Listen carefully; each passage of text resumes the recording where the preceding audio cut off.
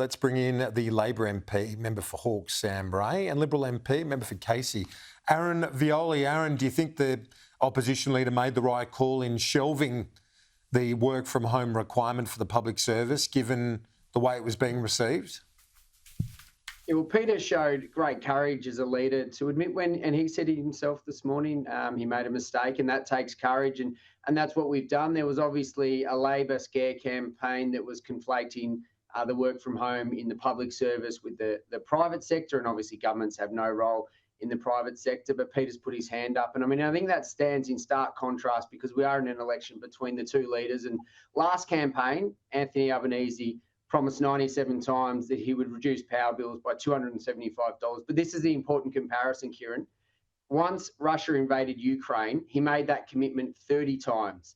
After the election, he started using the invasion of why he couldn't honour his $275 promise. So Peter has taken the tough and courageous decision to put his hand up. Will always act in the best interest of the Australian people. Perfection doesn't exist, but unlike this Prime Minister, we'll be honest and upfront with the Australian people. Who obviously was coming up on the doors, I know, talking to various Liberal and Labor people, that this was showing up. Sam Ray, the fact that it's been neutralised now means that you're back to square one, don't you? Doesn't it, when it comes to cost of living and the main game in this election? And that's where people are hurting around the kitchen table in terms of their budgets. Kieran, I'm out door knocking in my community every single day. I've got my formal flanny for door knocking on, as you can see. And the conversations that I'm having with people are just as you'd expect, that they're relentlessly focused on the cost of living. They recognise that the Prime Minister and the Labor government have had a laser-like focus on cost of living over this term of government. And they know that that's been a hard slog, and the people across Australia have been the ones that have carried us through that. We're now turned around the inflation challenge. We've got wages growing again, and we're seeing record low unemployment.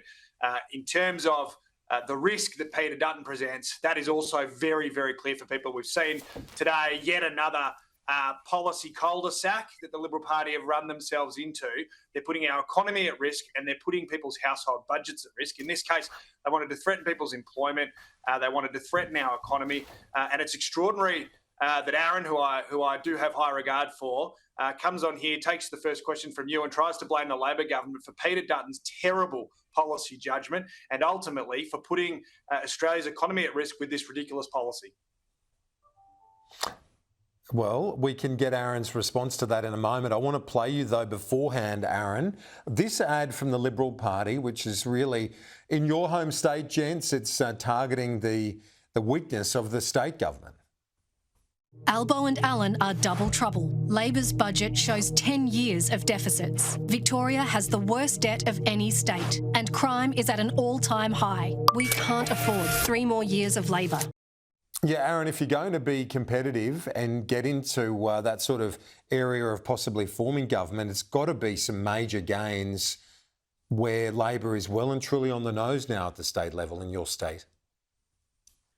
Well, absolutely, Kieran. We're seeing that Anthony Albanese and Jacinta Allen, who are good friends, and Daniel Andrews, a great friend and involved in Anthony Albanese's campaign.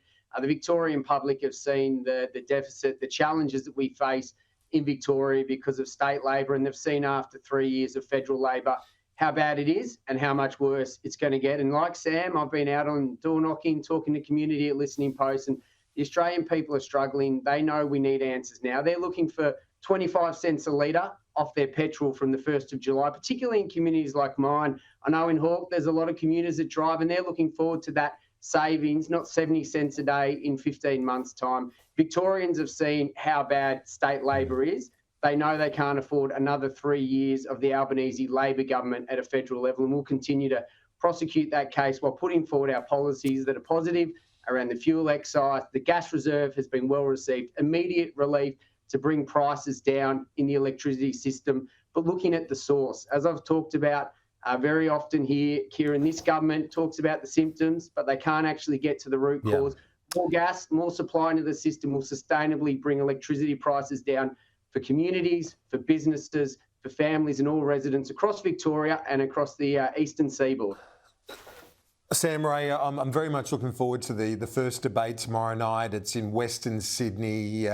Obviously, they say all politics is local, but right now, Sam, we're feeling the ramifications of decisions made in Washington, and the markets are all over the place. Huge uncertainty.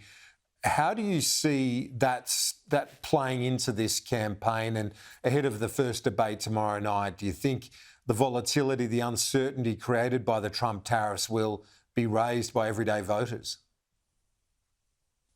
Oh, Kieran, over the last 3 years, we've been very focused on taking a responsible approach to prosecuting Australia's national interest in terms of our world diplomacy and our relationships with other countries. The relationship with the United States is a very strong relationship, a very long-standing relationship. But let's be very clear, while these tariffs are not a terrible surprise to Australians, they are entirely unwarranted. President Trump has spoken about tariffs flying back and forth. And let's be very clear, Australia has no tariffs against the United States.